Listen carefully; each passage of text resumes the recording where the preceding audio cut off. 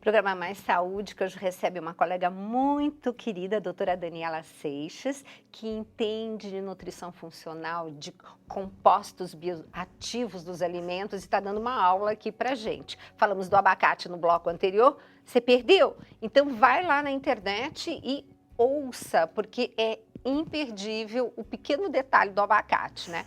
Agora nós vamos falar de 3 tipos de tubérculos, que são as raízes, né? Nós temos a batata doce que está tão na moda, mas temos também a batata inglesa que sempre comemos, mas ela também tem umas coisas interessantes, porque agora todo mundo está desprezando a batata inglesa pela batata doce. Sim. E tem a batata yacon, essa batata que a gente adora também, mas tem que tomar cuidado. Principalmente, depois a gente pode fazer uma matéria sobre aquele tema dos food maps, né? Exato. Então, voltando, vamos falar primeiro da batata doce, mas comparando com todas. Virou a batata do atleta, né? Sim, exatamente. Ela acabou sendo muito, como se diz, foram muito potencializados os efeitos dela, basicamente por 2 motivos, né?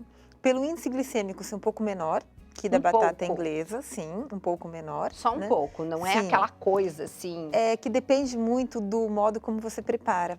Então, assim, tem que comparar realmente se foi cozido, se foi assado e fora como você come. Né? Porque o índice glicêmico não é tão importante quando ele faz parte de uma refeição. A não ser que você coma a batata sozinha.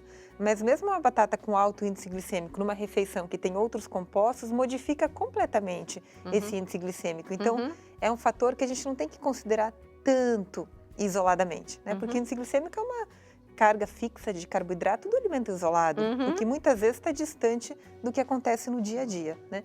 Mas acabou que por esse índice glicêmico um pouco menor, né, e por dar saciedade, mas que a gente vai ver que não é exclusivo da batata doce, virou a batata do atleta, porque ajudaria no emagrecimento. Né? O que ela tem realmente? Ela é bem diferente em relação à composição. Por quê? A batata inglesa, ela tem um teor maior de amido, né? E a batata doce tem principalmente um teor maior de açúcar. Por isso que ela se chama batata doce. Né? Então ela tem, obviamente, açúcar, que é o que deixa ela realmente com esse gosto de batata doce, enquanto que a batata inglesa tem o dobro do teor de amido. Né? Sim. Por esse teor de amido ser diferente, a batata doce é menos calórica do que a batata inglesa e ela tem uma concentração bastante alta de beta-caroteno. Por isso que ela tem uma cor um pouco mais escura, que é o precursor da vitamina A. Né? Ela também tem um pouco mais de fibras do que a batata inglesa e um pouquinho menos de proteína. Certo. Então, a composição é diferente, né, nesse sentido. Falando da casca, tem alguma vantagem a gente estar consumindo a casca da batata? Com certeza. Com certeza, né? gente. Porque Vamos justamente na casca a gente tem maior quantidade de fibras que contribuem para diminuir esse índice glicêmico. Então, a batata sem casca e com casca tem impacto diferente. Né? E se você olhar essa cor avermelhada, sinaliza fitoquímicos. Então, a maior parte dos fitoquímicos, alguns até da classe de antocianinas, estão na casca. Ok. Então, se a gente joga a casca fora, perde uma parte deles. Então, gente, sempre tentar fazer o consumo do alimento o mais integral possível. Integral no sentido dele inteiro, né? Sim. E, de repente, eu nunca fiz, mas vou fazer. Eu quero fazer o meu purê de batata com a casca. Acho que vai dar uma tonalidade simpática. Sim. Eu ainda não fiz. Outro dia eu fiz, a Tereza fez um purê de batata doce, gente. Uma coisa, mas não põe leite, viu? A gente põe um azeite que ajuda bastante até e fica uma delícia, né? Agora, a batata inglesa é tão vilã assim? Não, de forma alguma. Vamos olhar a nossa batata inglesa, que é tão mais simples de estarmos encontrando na feira, né? Ela perdeu muito terreno para batata doce, quando na verdade a gente poderia alternar, consumir as duas, né? Então tem um estudo que foi feito não só com a batata inglesa, né, com vários alimentos, até um pouco antigo, ele é de 1995, que ele queria determinar o índice de saciedade de um alimento. Interessante. O que isso quer dizer? Quão satisfeito você fica, não somente após o consumo, como na próxima refeição. Então, se realmente você ficou mais saciado, a próxima refeição você tende a consumir menos. Né?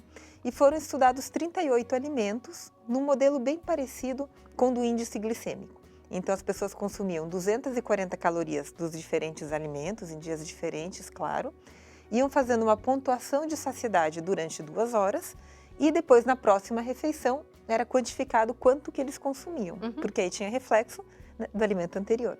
E desses alimentos, o campeão foi a batata inglesa, né, que mais dá saciedade. Tá vendo? Então, assim, quem realmente procura emagrecer poderia consumir batata inglesa também. Não consomem porque acham que o alto índice glicêmico dela vai engordar, quando na verdade o alto poder de saciedade pode contribuir para ajudar a emagrecer. Eu vou dar uma dica que eu aprendi lá no Pasquale, porque o Pasquale é uma das raras cantinas que tem macarrão sem glúten. O nhoque dele, sabe como é que ele faz? Ele não cozinha a batata na água. Ele cozinha, ele assa a batata e depois ele pega, raspa a batata. Então ela fica com aquele gosto de batata mesmo. Sim, que delícia. Por ter muito pouca água, porque não foi cozida na água, você põe um pouquinho de farinha de arroz para dar liga, daí você põe lá, enfim, todos os ingredientes que você faz um nhoque extraordinário. Delícia. Então, gente, fica a dica aqui. Bom, aí nós temos uma outra batata, né? Em termos de nutrientes, o campeão de nutriente na batata doce seria o quê, se você tivesse que eleger? O beta-caroteno. O beta-caroteno. O beta-caroteno, exatamente, que é um precursor de vitamina A. Então, gente, é isso. Na batata inglesa? Na batata inglesa é a saciedade mesmo, porque ela é basicamente amido, né? E tem fibra se for consumido com casca. Com casca. E uma parte dela é amido resistente também. Ah, é? Então, sim. Então, dependendo do modo como você prepara, você consegue trabalhar com essa questão do índice glicêmico. Isso é muito interessante. Que, de novo, se for consumido com outros alimentos, nem teria tanto problema. Mas eu posso abrir um parênteses para falar uma coisa muito interessante da batata? Teve um indivíduo, um americano, não lembro o nome dele, claro que ele vendia batatas, né?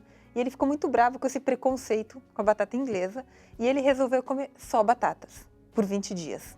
Para ver o que acontecia, mas só batata do café da manhã ao jantar, né? E ele se sentia tão saciado, provavelmente por isso que a gente discutiu, que ele perdeu muito peso. Ele emagreceu muito comendo só batatas. Aí falaram que ele precisava comer mais, então ele comia 20 batatas por dia, né?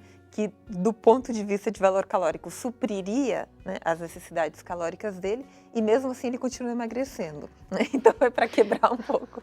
Gente, eu já estou vendo aqui um monte de pessoas falando, vou fazer a isso. dieta da batata. Não estamos falando isso. Não, por favor, é só um parênteses. É só um parênteses.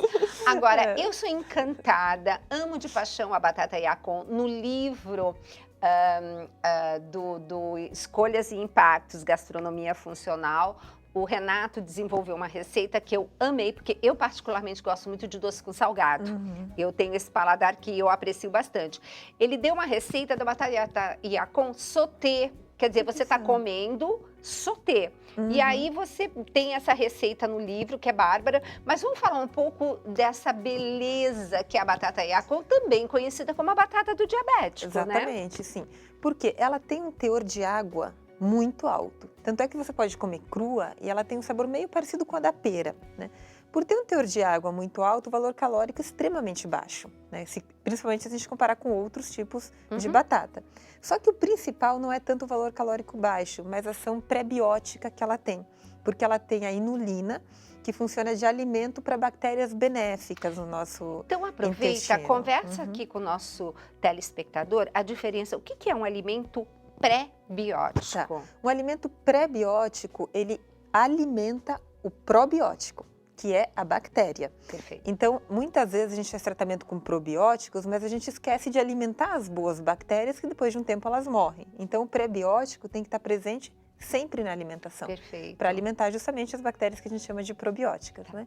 E essa batata tem muita inulina, que é justamente um pré-biótico. Agora, gente, tem uma situação, porque quando a gente estava, porque a gente discute pauta antes, né? Estava conversando com a Dani falou assim, mas tem que tomar cuidado para que algumas pessoas que têm um determinado problema, que a gente vai até fazer uma pauta depois sobre isso, pode ser que comam uma batata Yacon e fiquem com aquela barriga estufada, né? Sim. E interessante porque quando a gente faz toda aquela nossa abordagem em relação a equilíbrio de bactérias, etc., melhora muito tudo isso. Mas na sua prática clínica, porque essa mocinha também atende consultório, gente. Depois nós vamos deixar todas as dicas. E ela ama atender atleta, tá? Quem gosta de esporte, depois vai estar lá o site da mocinha, que aliás vocês já estão vendo aí na telinha, tá? A página da Dani, porque já já nós estamos acabando o primeiro programa, na semana que vem nós vamos continuar. E nisso você vai poder entrar e saber mais detalhes. Tem um local de contato, se as pessoas quiserem depois fazer uma pergunta, alguma coisa, Sim, com né? certeza, tem o formulário, pode perguntar. Então, mas mesmo assim tem pessoas que não adianta, tem certos alimentos que a pessoa fica desse tamanho, acorda bonitinha, no fim do dia tá grávida de 6 meses, né? Exatamente, e para quem tem esse problema, aí não entra só batata e atum, né? É uma lista bastante ampla de alimentos, mas essas pessoas que a gente coloca justamente como FODMAPs, né? O que é esse FODMAP? São oligosacarídeos fermentáveis, às vezes mono, di e oligosacarídeos que fermentam, ou seja, produzem gases, né? Em todo mundo. Mas nas pessoas que têm essa característica, produzem muito mais. Então, esses gases, na verdade, porque é fisiológico, né? Porque cada vez que a bactéria do bem come, ela fermenta e produz uma substância que eu amo de paixão, que é o ácido butírico, né? Exatamente. Que é maravilhoso. Mas tem pessoas que realmente têm um certo tipo de bactéria, que pode ser até a bactéria do bem, vamos dizer assim, só que fermenta demais. Muito mais, e aí isso atrapalha a vida da pessoa. Então, talvez não traga um prejuízo à saúde, mas a pessoa realmente chega a ponto de ter um desconforto. Um desconforto muito ruim. Então, essas pessoas, infelizmente, não podem consumir, ou consumir uma quantidade menor, porque existem vários graus, né, de quanto a pessoa tolera. Então, se a pessoa tem essa característica de realmente fermentar demais, às vezes a batata Yacon não vai ser uma boa opção, né? Ou talvez quantidades menores. Menores, né? Exatamente. Né? Então, gente, são pequenos detalhes, porque é o seguinte, não é porque um alimento é bom que ele é bom para todo mundo. Sim, com certeza. Tá? Inclusive, tem um estudo assim, muito simpático, que depois eu quero partilhar com você, que mostra exatamente isso, que uma pessoa come um determinado alimento e o índice glicêmico dela é 1, e para o outro é totalmente diferente, depende do quê? Do tipo de bactéria que você tem.